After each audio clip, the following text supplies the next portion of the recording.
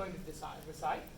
Okay, so that is what is in this variable. I calculated that, and you can see from the name of the variable, it's the offset between the location where auth's canary is stored and the variable user is located.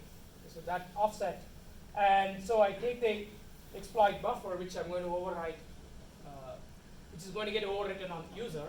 So you're going to use this offset, and I'm going to put the canary, which means that when the user actually gets overwritten, I will get the canary in the right place.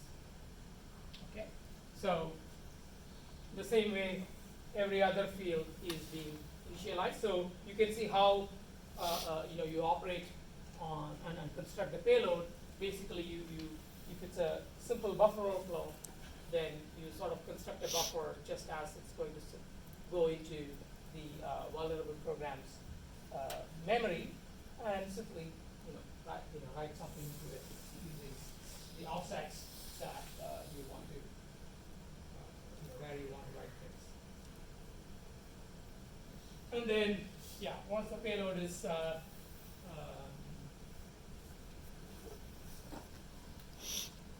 assembled, then the payload has to be sent as part of the U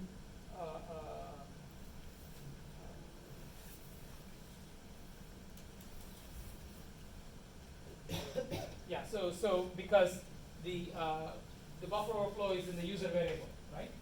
So therefore, the user variable is read as part of the U command. So the exploit has to be included as part of the U command. Okay, and finally, the exploit will be triggered when you say login, right? So when you send the log out, that's when it will get triggered, and the whole thing will take place. Okay, so what I'm going to do next is to fire up GDB on vulnerable programs and to sort of show you how to look for some of these offsets. Okay? Now, before I do that, are there any questions on what we have covered so far? Yeah? Will the canary always be present at EBP -4? No, for each function, I think okay. I should not say no. The real answer is I don't know. Right? So, if I recall correctly, I think it changes from different, one function to the other. Okay, this is my recollection. But what I want to tell you is that don't make that assumption, right? Maybe yeah. As a follow-up question. Yeah. So, using GDB, how can we figure out the location of canary? Like for all the other variables, we are able to print out, but for canary, because we don't know what the value is. So. Right. So the easy and the lazy way is that a canary doesn't have these patterns that I tell you, right? So code addresses start with the 08. Integers will be mostly zeros, right? Because they'll be usually be small values. Stack addresses start with BFF, right? So these are. So a canary, on the other hand, because it's a random number, right? It's not going to look like anything. It's going to have lots of bits filled in because it's a random number. And so when you find something that's just doesn't fit any of the pattern, it's likely to be the canary, right? So this is the lazy way. The correct way, or if you have the patience, is you do an obj dump on the program, right? So in the obj dump, there will be the code that actually checks the canary, right? Because before the function returns, it has to check whether the canary is intact or not. So that code is not there in your C program, right? And it's also not there. Okay, it's also going to be there in the vulnerable the assembly program it produces, right? So you can also look at the assembly program. But there are going to be things in the executable that are not in your assembly, right? So often it's when in doubt, do an obj dump on the executable, right? And obj dump, you have to figure out, there are a few flags. It's not that difficult to use, and then you can use it to print the code that's in there, and then from that you'll be able to see what's going on. So obviously all of this is in assembly, right? So you look at the assembly and it will say, okay, I'm going to compare something on some location on the stack, and then I'm going to abort if the value doesn't match. Okay, so that tells you, okay, here is where the canary is. Any other questions?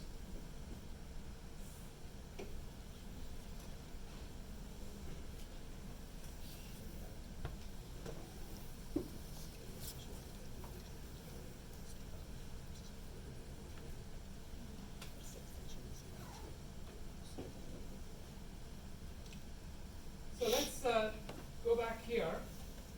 So we want to figure out some things about auth, right? So let's go into GDB and see how to get these things. So in this case,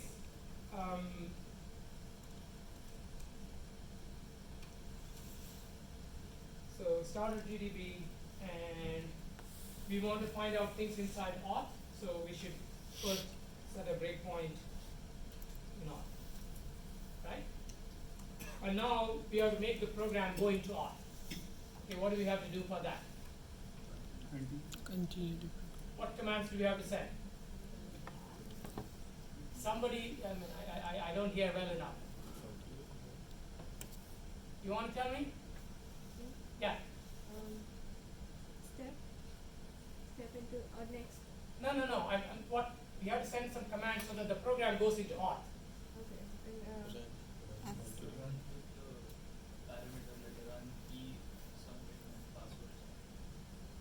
So first of all, yeah, I should run. Now it's waiting for input, right? So what should I send now? Username. Okay, so we'll send Yuli. Okay.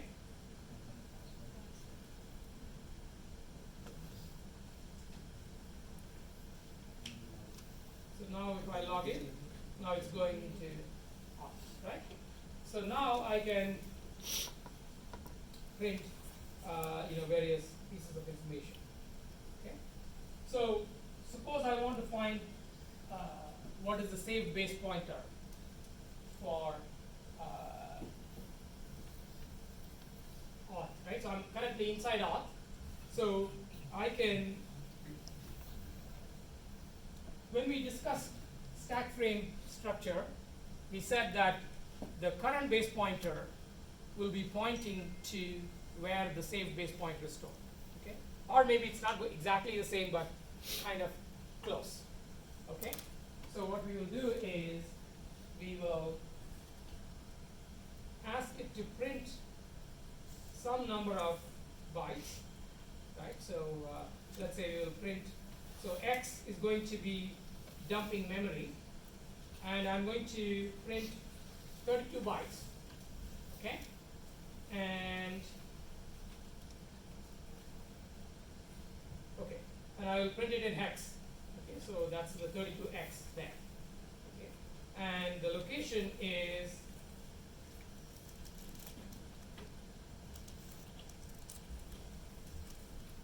so as I told you, the saved EBP is going to be close to EBP, but maybe it'll be 4 bytes below or 4 bytes above. So what I'm going to do is I'm going to just go 16 bytes below and print 32 bytes, or maybe I'll just do 8 bytes below. Okay, so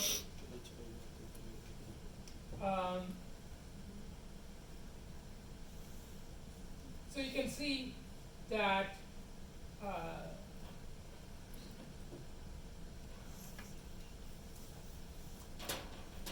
so this is the location EBP minus 8, this is the location EBP minus 4, and this is the location of EBP, right?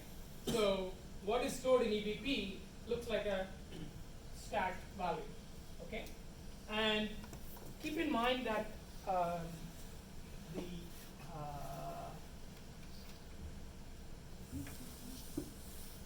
right, so when you run inside GDB, it disables ASLR, okay? So you'll notice that the value I've noted down here, right, BFFFE6F8, is the same value that's here, which means that the value hasn't changed between the two routes.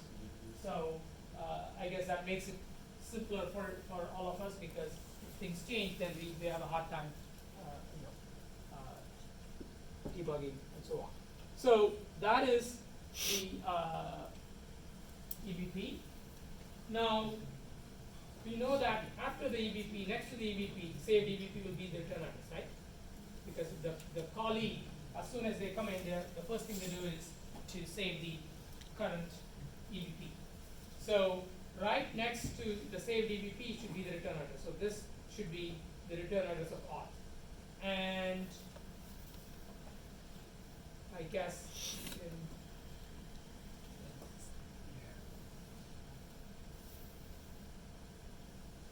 okay. So you can see that auth return address is this, and that matches what's here, right? Yeah, go ahead. I have a question. Yeah. How do you know that is the base pointer based on only this information like printed on the Okay, screen? so notice that I printed the EBP value, right? So I told you that the saved EBP is going to be close to where EBP of the current function is, right? Because if you look at the preamble, that as soon as control enters a function, the first thing it does is it pushes the EBP on stack. Right. Okay, so, and then what it does is that it moves the current stack pointer to EBP. Okay, so therefore, the place where EBP is stored, the saved EBP is stored, is going to be close to the current EBP. Right? So therefore, what I'm doing is I'm probing memory close to the current EBP, right? So I'm going to EBP minus 8, that location, and I'm printing 32 bytes. That's what I have got here, right? 32 bytes is going to be, each row is, I'm sorry, it's not 32 bytes, it's 32 values, right? 32 integer values. So, so you can see that there are 8 rows with 4 columns each, so that is 32 values printed from the stack. And then I know that because it's going to be close to EBP, that means it's going to be either here or here or here, right? And you can see very easily that this is not a stack address and that's not a stack address, so this must be the EBP value.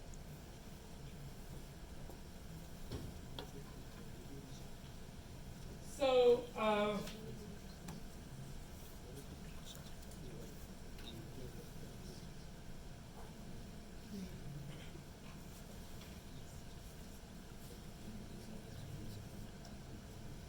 so you can fill in this, and if you want main loops, saved EBP, then you can figure out where you are on the stack. And it tells you that you are in the auth function. Auth function has been called by G. G has been called by main loop, right? So you can do up to. So you're going up the stack now, and now you are in main loop. Okay. So what it is saying is that it is inside main loop, and the particular line that it is on is the call of G. Okay, so don't get confused that it is G. It is in main loop. And now you can do the same thing, right? I can print, because once again, if I want the saved EBP of main loop, I'm going to do the same thing. I'm going to take the EBP of main loop and print it. And since you are currently in main loop, EBP is going to refer to the value of EBP for main loop. Okay? And once again, you have the same kind of situation, that this is the location of the current EBP, and you look on either side and you can easily see that at the EBP is the same EBP. Okay? And I believe this is something that is here, right? No, main loop BP is here, and you'll see that it matches this value. Okay.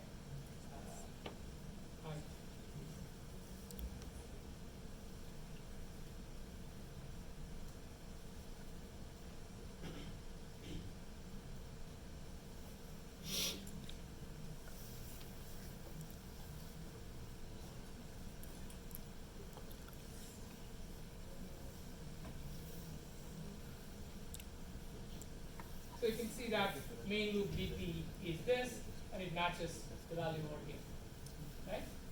So, and now let's look for the canary location, okay? So we want the canary of auth. So let's go back to auth, right? So if you do down 2, then you'll be in auth, right? And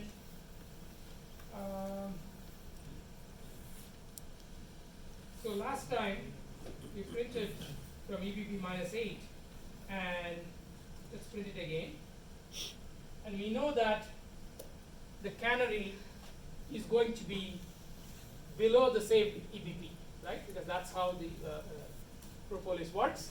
So if EBP is here, then canary should be, out here somewhere, right? And neither of these look like a canary. This looks like a code address, and that looks like some stack address, right? So so let's go further, right? So let's go Professor. 16, see whether we get lucky. Professor. And Here. yeah, How do you say that they don't look like canary? I mean, from the. so I told you, right, a canary shouldn't look like a code address or a stack address, right? So code address starts with 08, and stack addresses will be some, 0xb something, right? So if, again, everything you can, check. If you spend more time, you'll be able to deterministically figure out that it is not canary, right? Because as I said, you just go and check the code, right? What address the code is compared with, is used in the canary check, you'll be able to figure that out. Okay? So, so I don't want to go into that. I'll do that once I finish this. Okay? So it looks like the canary is not that close. Let's see.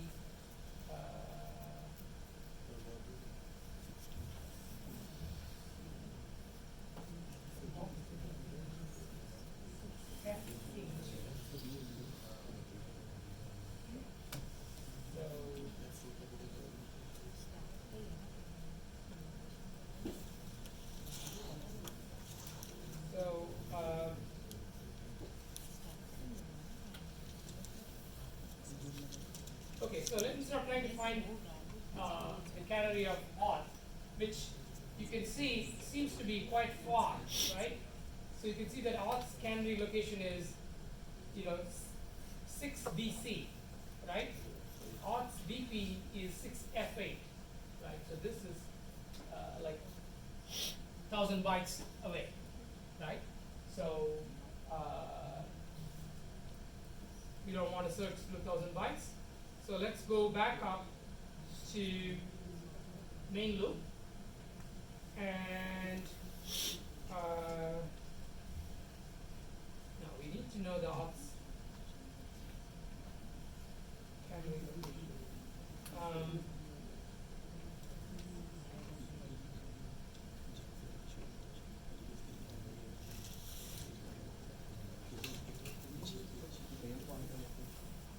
Yeah, so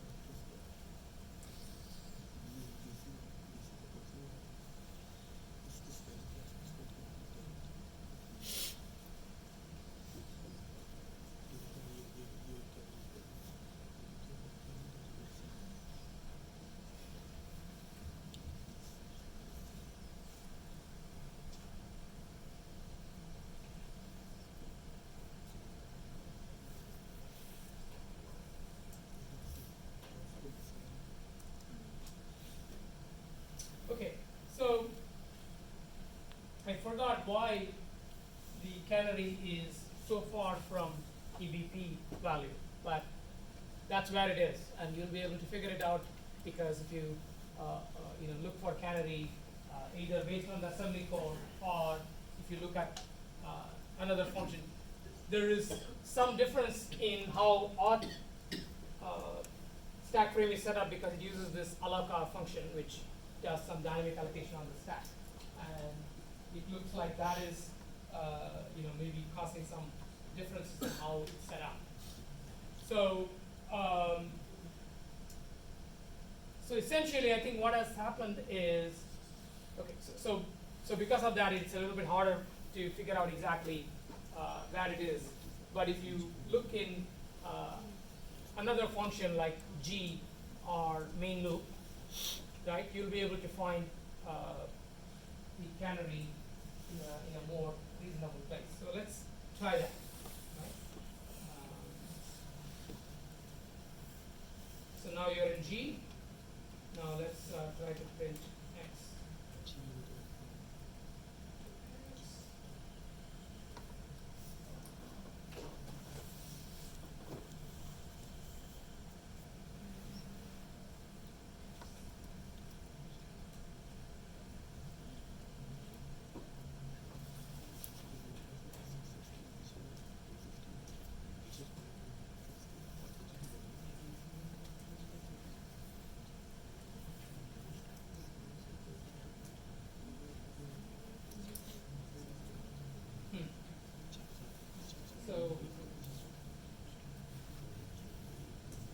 So there it is. So I guess maybe what I did do was, look at the assembly code, and that's how I figured out what the location is, right? So maybe, and then I sort of, yeah.